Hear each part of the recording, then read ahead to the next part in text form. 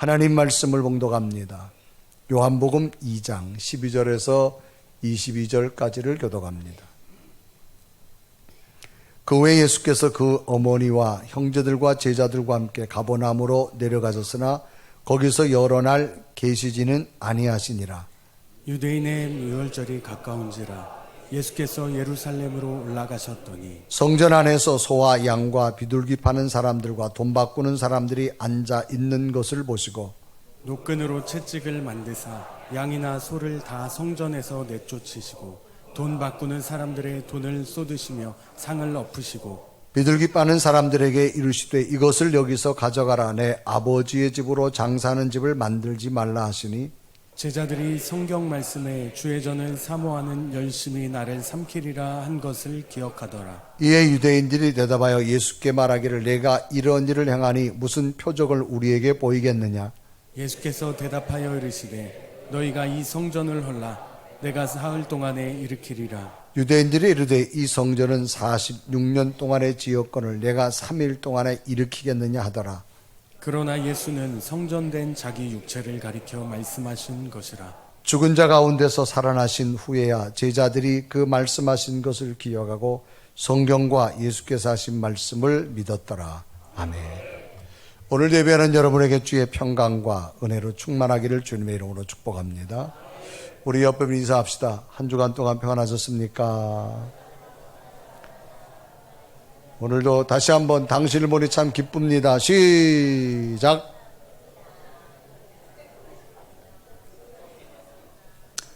할렐루야. 아멘. 좀 크게 해봐요. 아멘. 온종일 굶주림에 떠돌던 개가 한 마리 있었습니다. 힘없이 돌아다니는데 다리 건너편에 고기 덩어리 하나를 발견합니다. 눈이 번쩍 뜨였습니다. 다른 개들이 채가기 전에 서둘러겠다 싶어서 달려가서 덥석 물었습니다. 이제 집으로 가져가서 혼자 먹을 요량에 흥겹게 다리를 건너던 개는 갑자기 물 위에 또 다른 고기 덩어리가 있는 것을 발견합니다. 그래서 그것마저 물고 가려고 입을 쩍 벌리게 되지요. 그 순간 자신의 입에 물려있던 고기 덩어리가 물에 빠지고 맙니다. 정말 갑작스러운 순간에 새 것도 놓치고 가진 것도 잃고 말았습니다. 얼마나 허무한 순간입니까? 결국 모든 것을 잃은 개는 그제야 물 위의 생선이 자기 입에 물고 있던 고기 덩어리였던 것을 깨닫게 되어집니다. 이 내용은 이솝 우화에서 널리 알려진 어리석은 개의 이야기입니다. 그래도 이 개는 자신의 탐욕이 문제였다는 걸 깨달은 덕에 현명한 개가 되어졌습니다. 책임이 자신에게 있음을 알게 되었으니 나름 인생 공부도 하게 된 거지요. 그런데 실상 우리들은 같은 실수를 반복하고 있다는 겁니다. 과연 이런 상황이 또 된다고 가정한다면 다리 위에서 이 고기 덩어리를 놓치지 않을 수 있을까라고 하는 겁니다. 아니면 또 고기를 빠뜨리고 난 뒤에 비로소 알게 될까라고 하는 의문입니다. 결국 우리는 자신의 탐욕이 불행을 자초했는데도 문제의 원인을 외부에서만 찾고 있습니다. 자신은 문제가 없다고 말합니다. 남의 탓만 이야기하지요. 그때 상황이 너무 안 좋았고 그 사람만 아니었더라면 내가 지금쯤 이렇게 되지 않았을 텐데 이렇게 일이 될 줄은 자기의 문제가 아니라 남의 문제만 이야기합니다.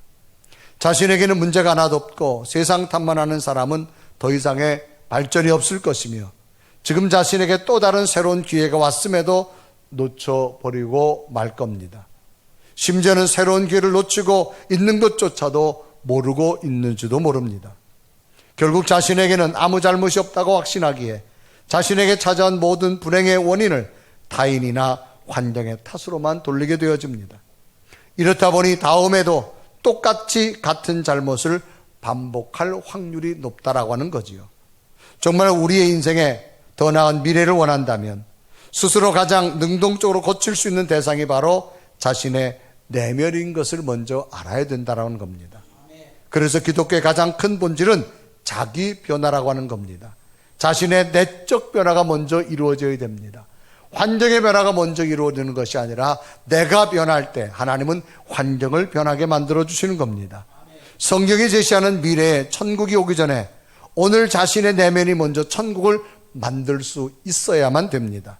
천국은 가고 싶은데 외적으로 다 갖추어진 천국만 기다리는 것이 아니라 오늘 내 속에 천국이 먼저 만들어져서 천국을 누릴 때만이 하나님의 천국은 미래에 주어질 수 있다는 겁니다. 천국은 기쁨이 넘치는 것, 행복한 것, 걱정 근심 없는 곳이라고 믿는다면 오늘 우리들 속에서 먼저 기쁨을 만들고 행복을 만들고 걱정 근심 모두 주님께 내어놓을 수 있는 내적 변화가 일어나야 될 줄로 믿습니다. 여러분, 세상을 살다 보면 자꾸 다른 집을 보게 됩니다. 저 집을 보게 되면 저 집은 정말 이제 걱정도 없고 근심도 없고 염려도 없고 정말 하루하루가 행복하다고 느껴지지만 그렇지 않습니다. 그 사람의 내면에도 보면 걱정과 근심이 늘 가지고 있습니다. 그래서 여러분, 걱정과 근심이 없는 집은 이 세상에 아무도 없다라는 겁니다. 누구에게나 다 가지고 있습니다. 저 집은 없을 것 같다 느껴지지만 아닙니다. 저 집 깊은 곳에 보면 저 집도 저 집이 가지는 걱정과 근심이 있습니다. 오히려 걱정과 근심 때문에 우리는 하나님 앞에 기도하게 되어지고 하나님 앞에 달려오게 되어집니다. 그래서 여러분, 찬송가에 보면 걱정 근심 무거운 짐 아니 진자 누군가, 아무도 없다는 겁니다. 결국 뭐냐? 피난처는 우리 예수 주께 기도드리세. 그러니까 근심 걱정 무거운 짐이 다 가지고 있어요. 여러분, 공감하시나요? 누구나 다 가지고 있어요. 그러나 이 근심과 걱정, 피난처는 주님 앞에 맡기는 자가 천국을 누리게 될 줄로 믿습니다. 우리 한번 찬양 한번 해볼까요? 근심 걱정 무거운 짐, 근심 걱정 무거운 짐 아니 진자 누군가 피난처는 우리 예수 주께 기도드리세. 세상 친구 멸시하고 너를 조롱하여도 예수 품에 안기어서 참된 위로 받겠네. 여러분, 오늘도 누구에게 내놓을 수 없는 근심과 걱정 가져왔다면 주님으로부터 위로받기를 주님의 이름으로 축복합니다. 우리는 기독교를 프로테스탄트라고 하는 영어를 씁니다. 이거는 개혁자라고 하는 그런 뜻을 가지고 있습니다. 16세기에 일어난 종교개혁으로 로마 캐톨릭에서 분리되어 나온 어떤 교파의 총칭을 말하지요. 당시 부패한 캐톨릭에 대항하기 위해서 마르틴 루터를 시작으로 쯔빙글리, 칼뱅, 혁신운동을 합니다. 당시 캐톨릭은 면죄부라는 것을 팝니다. 이 면죄부를 돈으로 사야만 천국을 갈 수 있다고 말합니다. 그래서 많은 고액권을 사면 더 천국을 빨리 갈 수 있습니다. 그렇게 타락되어진 캐톨릭이 되어졌습니다. 그래서 라틴어 프로테스타티오라고 하는 말은 항거란 그런 뜻입니다. 그래서 이 프로테스탄티즘은 이 국민의 정신구조, 사회, 문화적 영향을 일으켜서 서구와 유럽에 새로운 역동적인 변화를 일으키게 되어집니다. 그래서 서유럽과 근대 문명의 주요 발전을 이루게 되어지지요.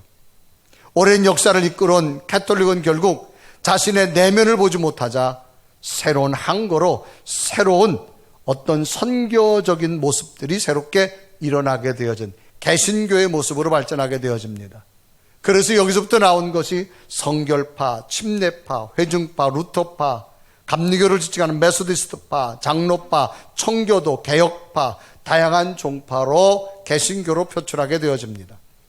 오늘 성경 본문도 예수님 당시에 정통 유대교와 종교 지도자들을 향한 새로운 항거, 즉 프로테스탄트와 같은 예수님의 한 거요, 하나님의 뜻을 바로 선포하는 계기가 되어진 내용입니다.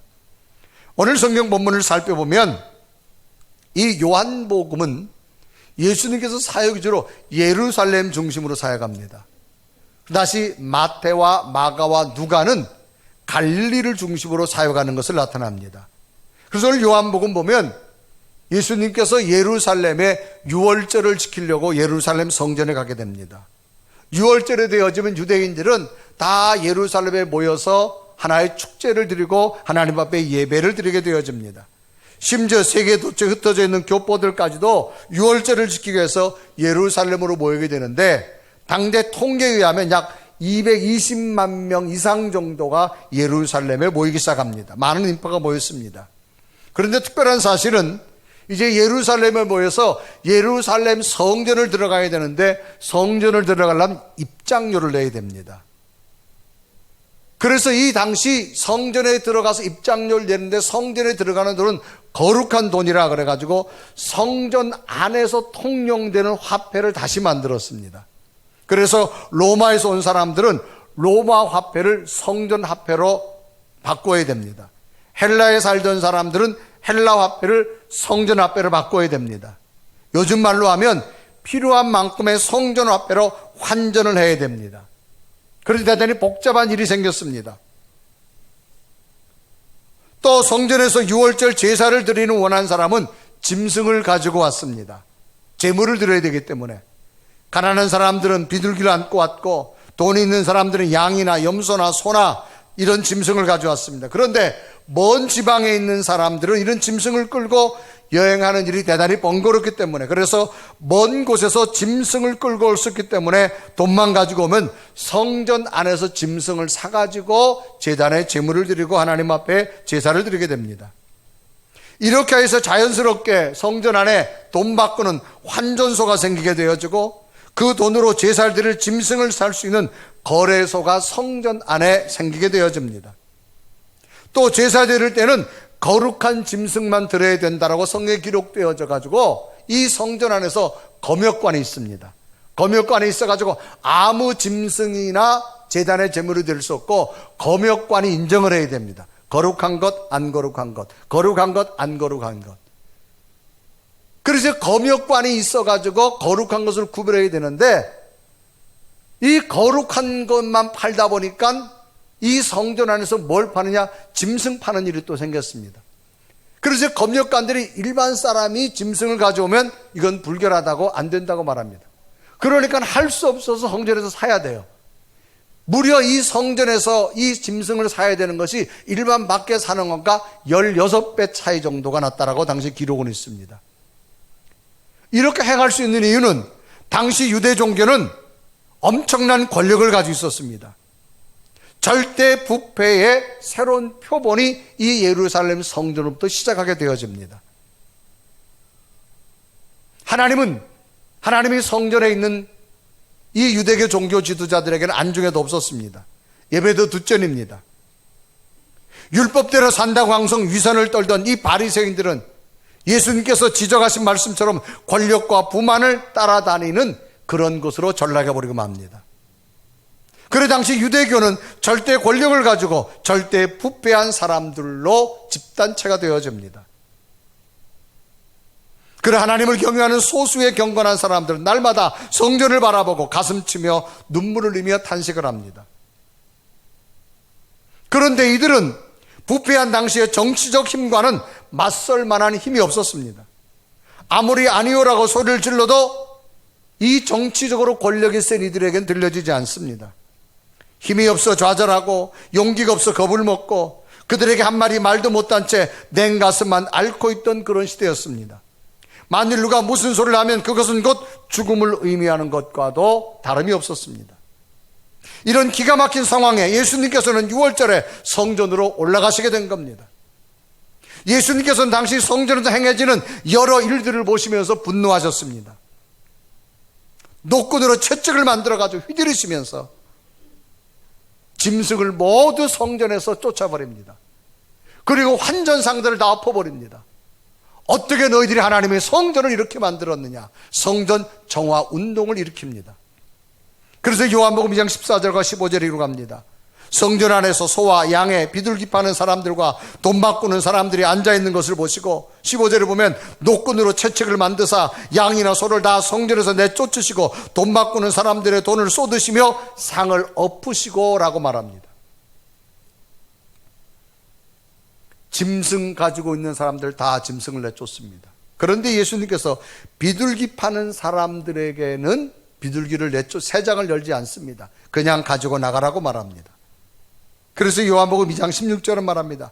비둘기 파는 사람들에 이르되 이것을 여기서 가져가라. 내 아버지 집으로 장사하는 집을 만들지 말라 하시니 그랬습니다. 참으로 놀랍고도 엄청난 일이 성전에서 일어난 겁니다. 그런데 그 누구도 예수님과 대항하지 못했습니다. 모두가 쫓겨났습니다. 왜 대항하지 못했을까요? 거기에는 하나님의 능력과 하나님의 영광이 있었기 때문입니다. 모두 가져가라는 겁니다. 가지고 나가라는 겁니다. 어떻게 하나님이 성전을 성전으로 만들지 못하고 장사의 소굴로 만들어버렸느냐. 당시 유대 사회에서는 아무도 하나님을 아버지라고 부를 수 없었습니다. 만약 부른다면 그것은 신성 모독죄를 범한 자가 되어져서 처벌받게 됩니다. 그런데 예수님께서는 하나님을 아버지라고 당당히 불렀습니다.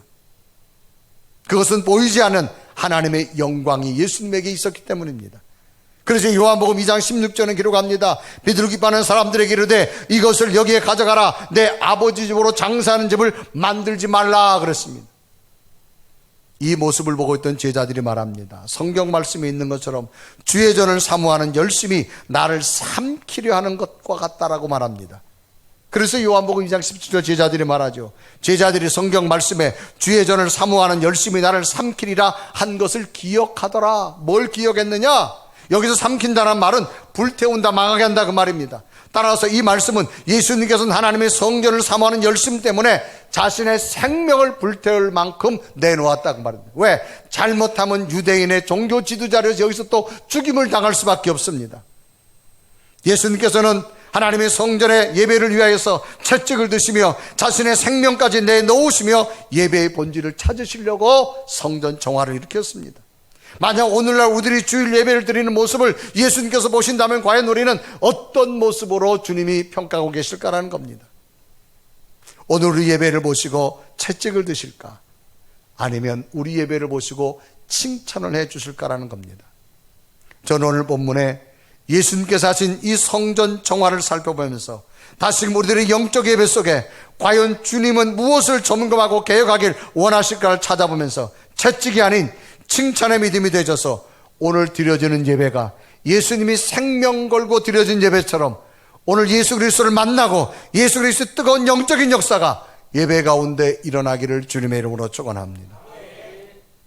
그러면 우리의 영적 어떤 모습이 점검되어지고 개혁되어져야 될까? 첫째는 바른 관점이 있어야 됨을 말합니다. 여러분, 관점이란 말은 사물이나 현상을 관찰할 때 그 사람이 보거나 생각하는 태도나 방향을 우리는 관점이라고 말합니다. 똑같은 것을 보지만 그 사람의 생각에 따라서 그 사람의 주관에 따라서 바라보는 게 다르게 됩니다. 자, 여기 컵에 물이 있습니다. 어떤 사람은 물이 요거밖에 없냐라고 바라보는 관점도 있고 물이 아직도 많이 남았다라고 바라보는 관점이 있습니다. 똑같은 현상이지만 그 사람의 생각과 주관에 따라 너무나 다르다는 거지요. 예수님께서는 성전 안에서 공공연하게 행해지는 불의를 묵과하지 않으시고 즉시 저들을 내쫓기 시작합니다. 예수님께서는 노끈으로 채찍을 만드셔서 양이나 소를 성전에서 모두 몰아내셨고 환전상들의 상을 다 엎어버렸습니다. 당시 이러한 불법을 자행하는 주체들은 주님도 잘 아셨습니다. 그러나 저들을 조금도 두려워하지 않으셨습니다. 여러분, 대개의 경우 불의라고 하는 것은 힘 있는 자들이 행하게 마련이 되어져서 대다수의 사람들이 이것을 알면서도 침묵하고 있는 겁니다. 요즘 우리 사회에 대두되는 단어가 뭡니까? 정의라고 하는 겁니다. 여러분, 정의란 단어 이런 뜻입니다. 이성적 존재인 인간이 언제 어디서나 추구하고자 하는 바르고 곧은 것을 우리는 정의라 그렇게 말합니다. 이성적 존재인 인간이 언제 어디서나 추구하고자 하는 바르고 고든 것, 이것을 정의라 그렇게 말합니다.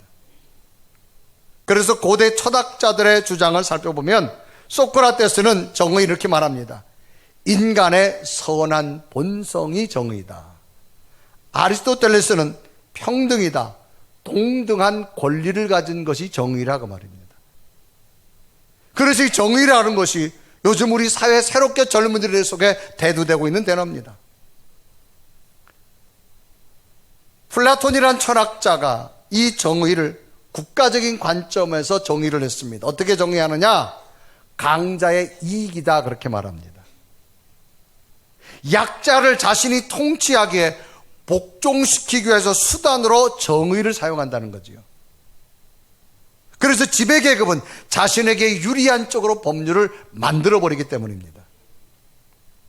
여기에 소크라테스는 분명히 반박합니다.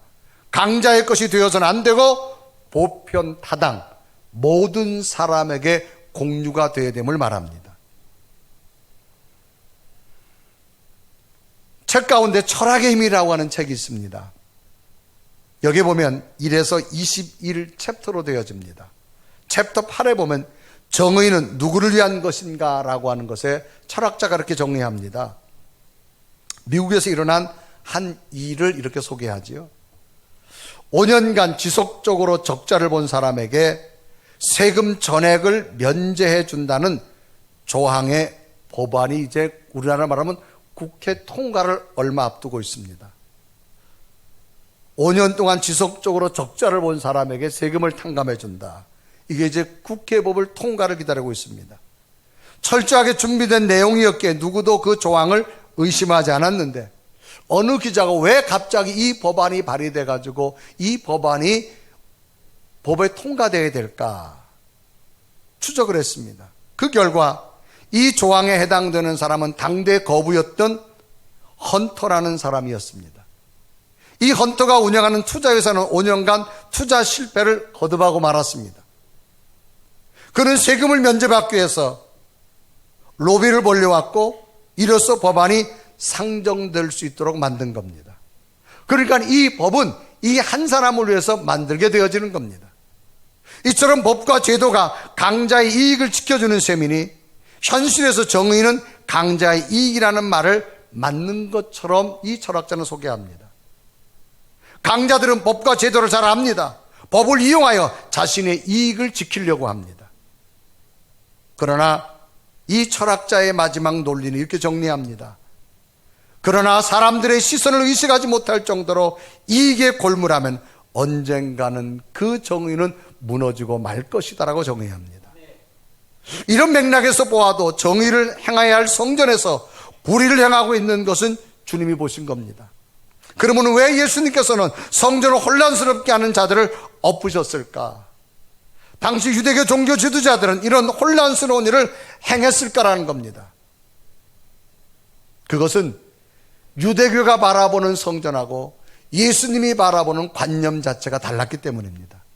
예수님께서는 성전을 가리켜 내 아버지의 집이라 그랬습니다. 그래 요한복음 2장 16절에 기록합니다. 비둘기 파는 사람들에게 이르시되 이것을 여기서 가져가라. 내 아버지의 집으로 장사하는 집을 만들지 말라. 예수님은 하나님의 성전을 아버지의 집으로 보았습니다. 그런데 유대교 종교 지도자들은 성전을 당신의 탐욕을 채울 수 있는 권력의 수단으로 보았습니다. 예수님과 유대교 지도자들의 성전을 바라보는 관점 자체가 달랐습니다. 예수님께 성전은 아버지의 집이었기 때문에 이 전을 거룩하게 구별하려고 했습니다. 자신의 아버지 집을 더럽히는 자들을 보고 가만히 있는 자식이 없을 겁니다. 그래서 주님께서는 거룩함을 지키기 위해서 단호하게 막은 겁니다. 성전을 정화시킨 겁니다. 그러나 유대교 지도자들은 성전 주인이 누구든지 관심이 없습니다. 오로지 이 성전을 통해 자신의 권력과 부를 채우는 데만 앞장섰습니다. 왜 이렇게 되었을까요? 보는 관점이 달랐기 때문입니다. 이런 것은 오늘도 마찬가지입니다. 교회 안에서 신앙으로 하나님의 성전을 바라보는 관점과 세상의 법과 논리로만 하나님의 성전을 바라보는 관점은 전혀 다르다는 겁니다. 그냥 자신의 관점과 주관점 개념만 가지고 바라보는 시각과 정말 하나님이 이곳에 계시고 예수 그리스도가 계시고 내 피와 땀과 헌신이 들어가 있는 성전이라고 느껴지는 자의 보는 관점은 전혀 다르다는 겁니다. 마치 자신의 자식을 바라보는 것과 세상 모든 자녀를 바라보는 관점은 자체가 다릅니다. 자신의 자식을 바라볼 때는 먼저 사랑과 이해의 마음이 앞섭니다. 어떻게 하면 닦아주려고 하고 어떻게 하면 감싸주려고 합니다. 그러나 남의 자식은 옳고 그름의 정죄의 대상이 되어지기 때문입니다.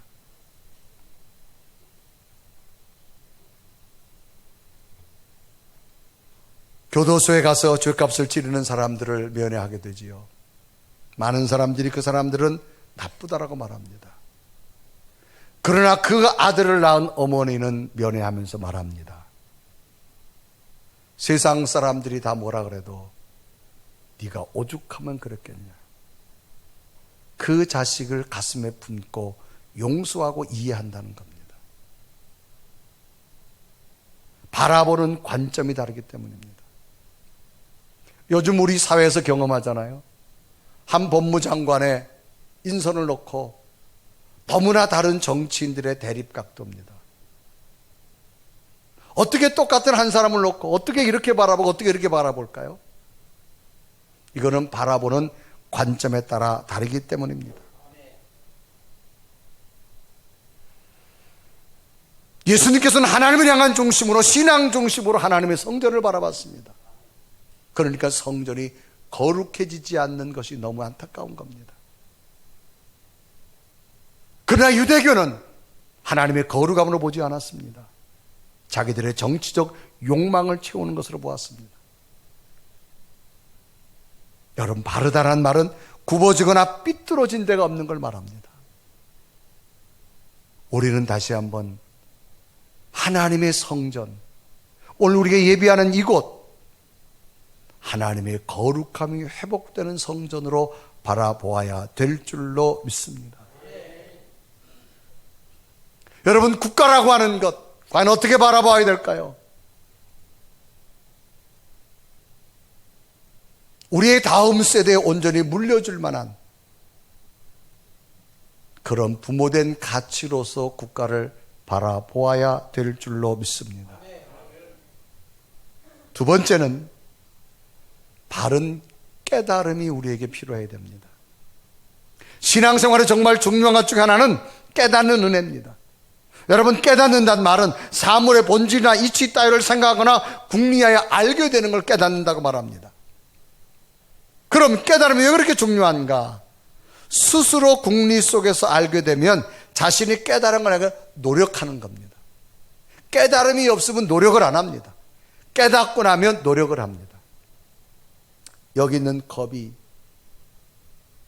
자기가 직접 만져보고 뜨겁다라고 느껴진 사람은 그 다음부터는 이 컵을 만질 때 조심하게 만집니다. 그런데 자기가 뜨겁다고 깨닫지 못한 사람은 또 조심하지 않습니다. 또 뜨거운 걸 만지게 됩니다. 여러분, 깨닫는다는 것은 내 삶의 방향을 바꾸면서 노력하는 포함이 되어져 있는 단어입니다. 그래서 여러분, 하나님 관계 속에는 뭐가 중요하냐? 날마다 깨닫는 은혜가 우리에게 필요합니다. 당시 유대인들이 바라보는 성전의 관점과 예수님이 바라보는 성전의 개념은 전혀 달랐습니다. 당시 유대교는 성전에서 그저 행정적, 경제적, 권력적 가치였다면 예수님은 하나님이 지기 때문에 내 아버지의 집이라고 말합니다. 그러나 유대인들은 하나님의 아들이라면 이곳이 정말로 네가 보는 하나님의 아들이라면 표적을 보여줘라 그렇게 말합니다. 그래 요한복음 2장 18절에 말하죠. 이에 유대인들이 대답하여 예수께 말하기를 내가 이런 일을 행하니 무슨 표적을 우리에게 보이겠느냐라고 말합니다. 표적이라는 말은 겉으로 나타나는 걸 말합니다. 정말로 네가 하나님의 아들이라면 표적을 보여주라고 말합니다. 이 말에 주님의 대답은 그러면 너희 앞에 있는 성전을 헐어라. 그럼 내가 3일 만에 성전을 다시 세우겠다고 말합니다. 그리고 요한복음 2장 19절에 기록하죠. 예수께서 대답하여 이르시되 너희가 이 성전을 헐라 내가 사흘 동안에 일으키리라라고 말합니다. 지금 이들 앞에 있는 이 성전은 BC 16년 전에 착공을 해서 AD 46년에 이르러서 완공되는데 아직도 20년이 더 있어야만 성전이 세워지는 겁니다. 그런데 성전을 헐라고 하는 것은 하나님을 모두가 연거린 겁니다. 또 오랜 시간에 건축되어졌기 때문에 이 성전을 다시 세울 수가 없습니다. 이 오랜 시간 건축된 약 46년 동안 지금 건축되고 있는 성전을 3일 만에 짓는다는 자체가 이거는 허위입니다. 똑같은 성전을 놓고 왜 이렇게 다르게 얘기할까? 예수님과 논쟁하는 유대인들은 성전을 가리켜서 하나의 건물로만 생각했습니다. 그러면서 어떻게 46년 동안에 건축되어 있는 성전을 허물고 3일 만에 지을 수 있냐 이 말입니다. 그래 요한복음 2장 20절에 기록합니다. 유대인들이 이르되 이 성전은 46년에 지었거늘 내가 3일 동안에 일으키겠느냐 하더라 라고 말합니다. 어떻게 46년 동안 지금 짓고 있는 성전을 허물고 네가 3일 동안에 세울 수 있느냐 이 말입니다. 인간의 판단으로 전혀 불가능합니다. 그러나 예수님께서 하신 말의 뜻은 심오하게 살펴보면 새로운 깨달음이 있는 겁니다. 여기서 성전이라는 것은 예수님 자신을 의미합니다. 허물란 얘기는 자신의 죽음을 말합니다. 3일 만에 세운다는 말은 나는 곧 죽지만 3일 만에 부활한다는 의미가 담겨진 겁니다. 예수님께서는 이미 성전을 통해서 자신의 죽음과 자신의 부활을 이들에게 알려주고 있는 겁니다. 후에는 예수님께서 십자가에 죽으시는 것을 많은 유대인들이 쳐다보고 조롱하지요. 예수여, 당신이 3일 만에 성전을 헐고 세운다 그랬는데 당신이 그 능력으로 십자가에 내려와 봐라 그렇게 말합니다. 그래 마태복음 27장 39절 40절에 말합니다. 지나가는 자들은 자기 머리를 흔들며 예수를 모욕하여 이르되 성전을 헐고 사흘에 짓는 자여 네가 만일 하나님의 아들이거든 자기를 구원하신 십자가에서 내려오라 그렇게 말합니다. 이런 의미에서 예수님은 자신의 생명을 걸고 말씀하신 겁니다. 예수님께서는 십자가 죽으신 후에도 사흘 만에 부활할 것이라는 분명한 뜻으로 자기의 몸을 하나님의 성전으로 구분하고 말하고 내가 죽지만 곧 나는 3일 만에 부활할 것을 말합니다. 그러므로 예수님께서는 이 성전을 헐어라. 너희들에게 이제 새로운 예배를 보여줄 것이다. 너희들이 꼭 이제 앞으로는 예루살렘 성전에 와서만 예배드리는 것이 아니라 지구촌 세계 어디에 있다 할지라도 내가 하나님의 성전이 되어준다. 그러므로 나의 부활을 믿고 나와 더불어 동행하는 자는 어느 곳 어떤 곳에서도 하나님 앞에 예배가 되어짐을 주님께서는 말씀하고 있는 암시적인 이야기였던 사실입니다. 이제 우리는 이 생명을 드린 부활의 예배가 오늘 이곳의 성전에서 변질되어진 예배가 아니라 지금도 내 속에 예수 그리스도가 함께 하시는 부활의 기쁨이 일어나는 예배가 돼야 될 줄로 믿습니다. 그래서 예배 가운데 성전의 기쁨, 감격의 찬양, 감사의 고백, 이 드려지는 헌신의 기쁨. 그래서 초대교회는 교회를 원어의 에클레시라는 말을 씁니다. 예수 그리스도를 구주로 모인 무리의 공동체, 어떤 외형적인 건물을 지향한 것이 아니라 우리 속에 하나님의 성전이 되어져서 성도가 모여서 하나님의 성전을 이룬 걸 말합니다. 오늘 교회도 마찬가지입니다. 우리 심령 속에 하나님의 성전이 있는 줄 믿습니다. 우리가 예배를 드리다 보니까 이런 건물이 필요한 거지. 그러므로 부활하신 예수님께서는 우리 속에 오늘도 우리에게 임하시는 겁니다. 그 부활하신 주님이 여러분 속에 새롭게 부활의 기쁨으로 근심과 염려가 다시 부활되어지고 기쁨이 되어지고 질병이 떠나가고 하늘의 기쁨이 여러분 속에 있기를 주님의 이름으로 축복합니다. 마지막으로 하나는 바른 신앙의 고백이 필요하다는 거죠. 여러분, 고백이란 말은 마음속에 생각하고 있는 것이나 감추어둔 것을 사실대로 숨김없이 말하는 것을 고백이라고 말합니다. 당시 6월절 행사를 위해서 예루살렘에 모인 많은 유대인들은 예수께서 머무시는 동안 예수님의 가신 표적을 보고 그 이름을 믿었다라고 말합니다. 그리고 요한복음 2장 23절에 기록하죠. 6월절에 예수께서 예루살렘에 계시니 많은 사람들이 그 행하시는 표적을 보고 그의 이름을 믿었으나 라고 말합니다. 여러분, 믿었다라고 하는 말은 마음속으로 모셨다라는 그런 의미입니다. 당시 유대인들이 마음에 믿는 예수님은 그저 행하시는 표적만 보고 마음에 모셨다는 의미입니다. 이것은 마치 유대인의 최고층의 사람인 니고데모가 예수님을 밤에 찾아와서 자기도 믿는다라고 말하죠. 그래서 요한복음 3장 1절과 2절에 말합니다. 그런데 바리새인 중에 니고데모 사람이 있으니 유대인의 지도자라. 2절에 보면 그가 밤에 예수께 이르되 랍비여 우리가 당신을 하나님께로 오신 선생인 줄 아나이다. 하나님이 함께 하시지 아니하면 당신의 행하시는 이 표적을 아무도 있을 수 없나이다. 그러니까 이 니고데모도 하나님 예수님이 행하는 표적을 보고 나는 하나님의 아들을 믿겠다는 겁니다. 유대인의 믿음도 마찬가지입니다. 과연 이들의 믿음이 진정한 고백이 되어줄 수 있겠냐고 말입니다. 오늘 성경은 이렇게 말합니다. 저들의 믿음이 진정한 고백이 아니다라는 겁니다.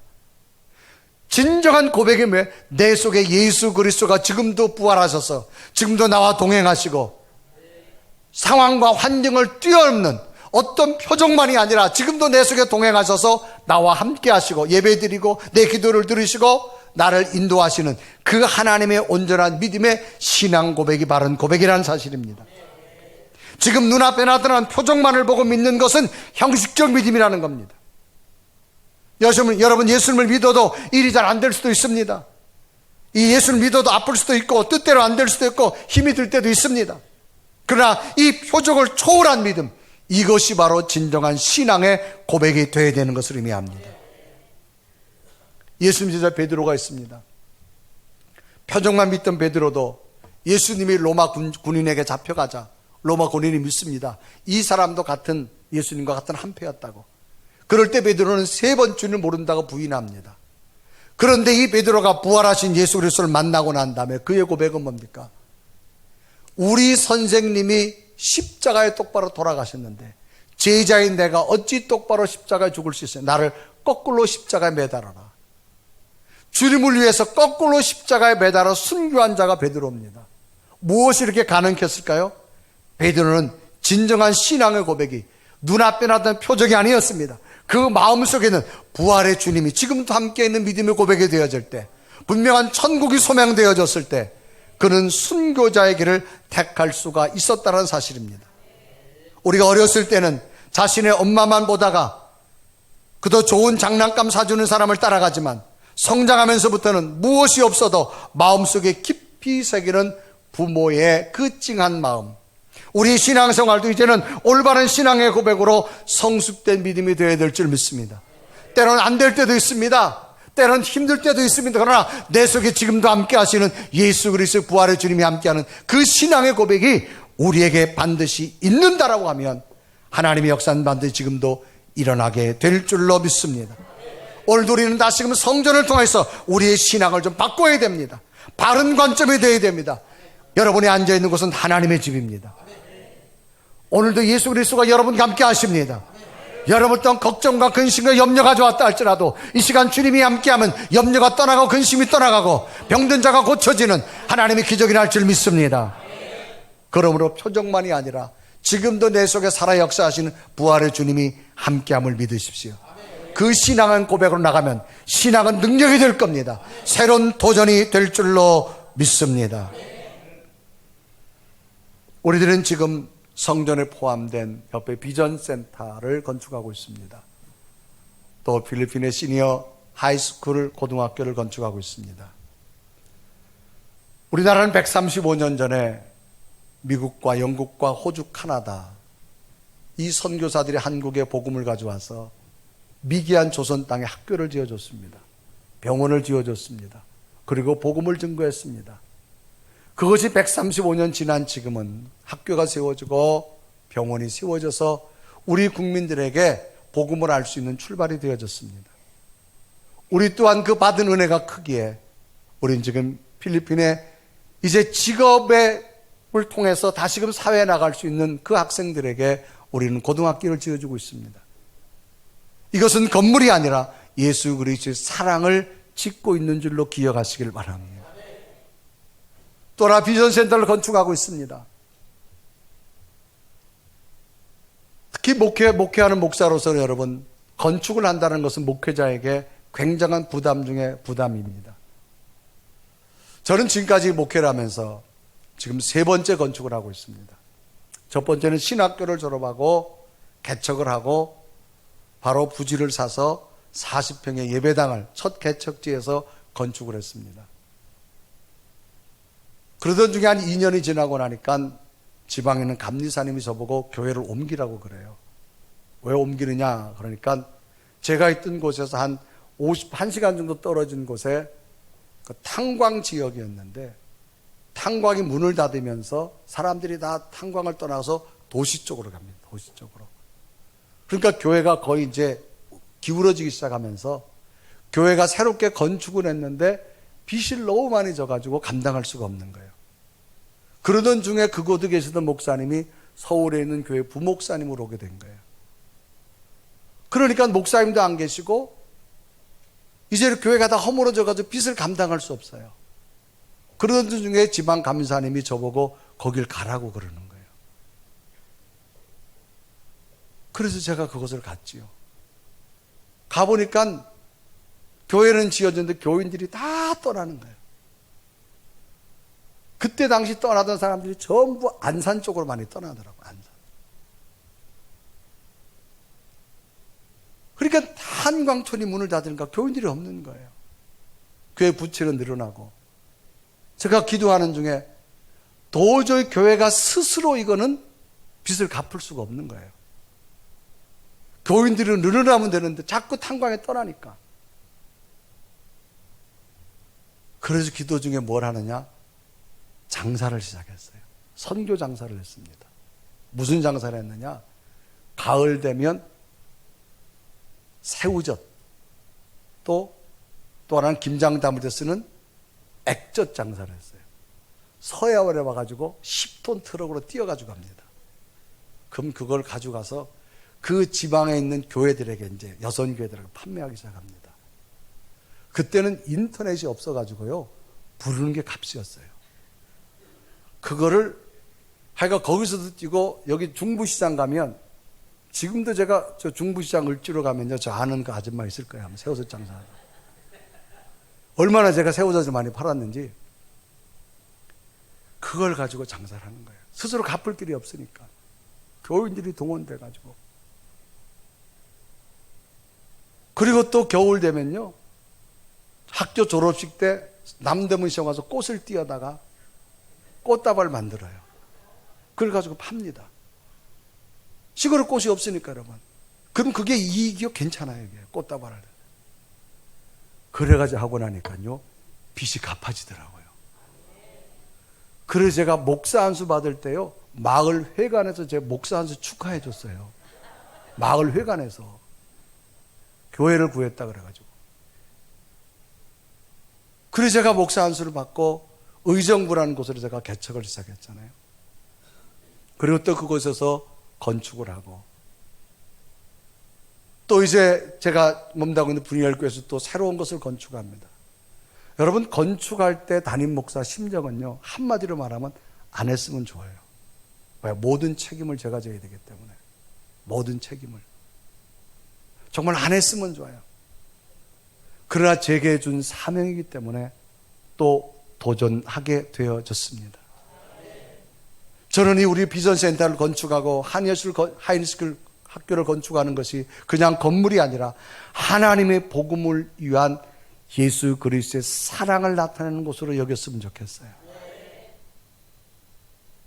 그래서 저는요, 반지가 없어요. 반지가. 제가 결혼하고 나서 빚 갚느라고, 교회 빚 갚느라고요, 다 팔아가지고요, 그 이후로부터 제가 반지를 껴본 적이 없어요. 여러분, 우리가 있는 곳은 하나님의 성전입니다. 누구나 우리의 사명 감당이 힘듭니다. 그러나 인류 역사를 보십시오. 거대한 로마가 그렇게 여러분 초대교회를 탄압했지만, 로마는 무너졌지만 하나님의 교회는 지금도 서 있습니다. 여러분, 하나님의 성전 다시 한번 우리 마음속에 기억하시고, 정말 우리가 바른 관점을 가지고, 바른 깨달음을 가지고, 바른 신앙의 고백으로 우리 예배가 회복되어지고 성전이 회복되어져서 우리를 이 자리에 부른 하나님의 분명한 뜻이 있을 겁니다. 하나님의 큰 역사가 있을 겁니다. 먼 날 우리의 후손들이 분이엘교회를 바라보고 비전센터를 바라보고 하이스쿨을 바라보면서 우리 선조들 때문에 우리가 이런 은혜를 누린다라는 고백이 넘쳐날 줄로 믿습니다. 135년 전에 들어온 선교사들 때문에 오늘의 대한민국이 세워지지 않았습니까? 그렇다면 우리의 다음 세대, 우리의 대한민국과 우리의 교회가 다시금 아름다운 성전으로 물려질 때 하나님의 역사가 일어나게 될 줄 믿습니다.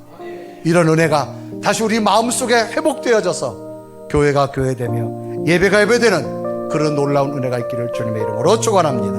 우리 한번 고백하며 찬양할까요? 하나님, 우리의 믿음이 교회를 교회되게 하고 예배를 예배되게 할 믿음으로 회복되게 하옵소서. 고백하며 찬양합니다. 우리에겐 소원이 하나 있네. 주님 다시 오신 그날까지 우리 가슴에 새긴 주의 십자가 사랑, 나의 교회를 사랑케 하네. 주의 교회를 향한 우리 마음, 희생과 포기와 가난과 고난, 하물며 죽음조차 우릴 막을 수 없네. 우리 교회는 이 땅에 와 교회를 교회되게, 예배되게 우리 사용하소서. 진정한 분의 날 오늘이 마도록 우리 사용하소서. 교회를 교회되게, 예배되게 우리 사용하소서. 진정한 분의 날 오늘이 마도록 우리 사용하소서. 우리 다 같이 눈을 감으시고, 하나님, 이 땅에 정의가 일어나게 하여 주옵소서. 하나님, 하나님의 교회, 온전한 교회 되길 원하며 예배가 예배되게 해주셔서 이곳에 예수님의 부활의 역사가 날마다 일어나는 제단 되게 하여 주옵소서. 하나님, 건축 중에 있습니다. 마무리 시간까지 주의 거룩한 영이 임하여 주시옵시고, 우리가 모두 기도로 건축하게 하시고, 우리의 마음으로 건축하게 하시고, 우리 언선으로 건축할 때마다 하나님의 역사가 일어날 줄을 믿사오니, 하나님 당신의 뜻이 교회를 통해 일어나게 해달라고 우리 간절한 모습으로 주여 이곳에 부활의 역사가 일어나는 재단 되게 하셔서 놀라운 기적과 일들이 일어나기를 간절히 소망합니다. 우리 고백하며 기도드립니다. 살아계신 하나님, 오늘도 주 앞에 하나님 손에 와서 우리의 목숨을 주시고 우리의 은혜를 더하기를 온전한 믿음으로 도와주옵소서. 진정한 분의 날 하나님 나와 우리 마도록 주여 나를 빌려가시고 우리 사용하소서. 예배가 예배되기 원하며 교회를 교회되게, 날마다 임하여 주시고 예배되게 하나님의 우리 사용하소서. 아멘. 진정한 분의 날 오늘이 마도록 우리 사용하소서. 살아계신 하나님, 하나님 몸된 교회를 주님의 죽음의 부활 위에 세우게 하심을 감사합니다. 늘 성전 찾아 예수 그리스도의 부활이 우리 심령에 채워져서 우리 어떤 절망과 좌절도 희망으로 변하게 하시고, 우리의 병든 육체도 살아나는 기적을 보게 하여 주옵시고, 우리의 삶의 수많은 근심과 염려는 떠나가게 하시고, 부활의 역사가 날마다 성전 가운데 일어나게 하여 주시옵소서. 저희들이 하나님의 성전을 건축하는 이유는 하나님의 역사를 만들기 위한 겁니다. 하나님 축복하여 주셔서 우리의 기도로 세워지며 우리의 믿음으로 세워지며 우리의 언신으로 세워질 때마다 하나님 놀라운 일들이 우리 시대만 멈추지 말게 하시고 우리의 다음 세대까지 이어지는 아름다운 역사의 출발이 되게 하여 주옵소서. 예수 그리스도의 이름을 간절히 기도드리옵나이다.